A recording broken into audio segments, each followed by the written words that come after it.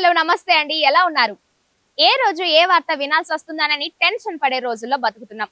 అమ్మయ్య, ఈ రోజు ప్రశాంతంగా ఉందని అనుకునే లోపే ఏదో ఒక మూల ఏదో ఒకటి జరుగుతుంది కదండి.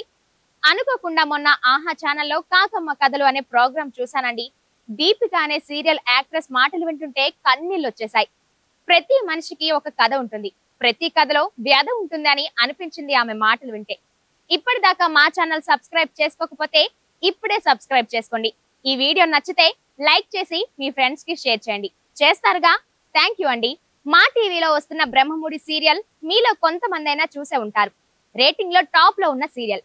ఆ సీరియల్లో లీడ్ యాక్ట్రెస్ గా దీపిక, లీడ్ యాక్టర్ గా మానస్ చాలా మందికి దగ్గరైపోయారు. కళావతి కావ్యగా సీరియల్ ని తన యాక్టింగ్ తో మెస్మరైజ్ చేస్తుంది దీపిక.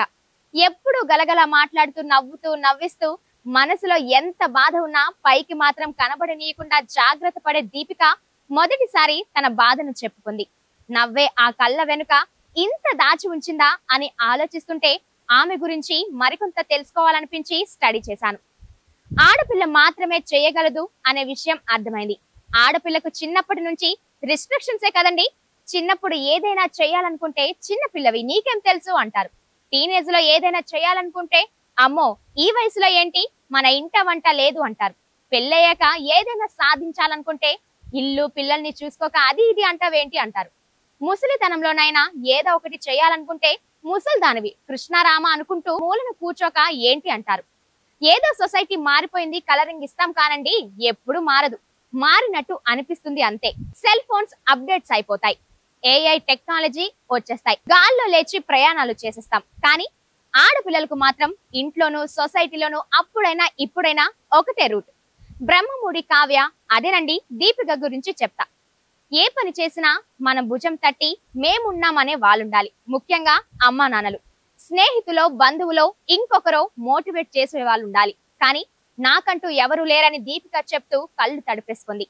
ఇప్పటికిప్పుడు యాక్టింగ్ మానేసి ఇంట్లో ఉంటాను, చదువుకుంటాను, మంచి ఉద్యోగం సాధిస్తానంటే అమ్మా నాన్న నాకు స్వాగతం పలుకుతారు. వాళ్ళకి యాక్టింగ్ అంటే ఇష్టం లేదని తెలుసు. వావ్ దీపిక, బాగా చేస్తున్నావు, కీప్ ఇట్ అప్, ఇలా అక్కర్లేదు.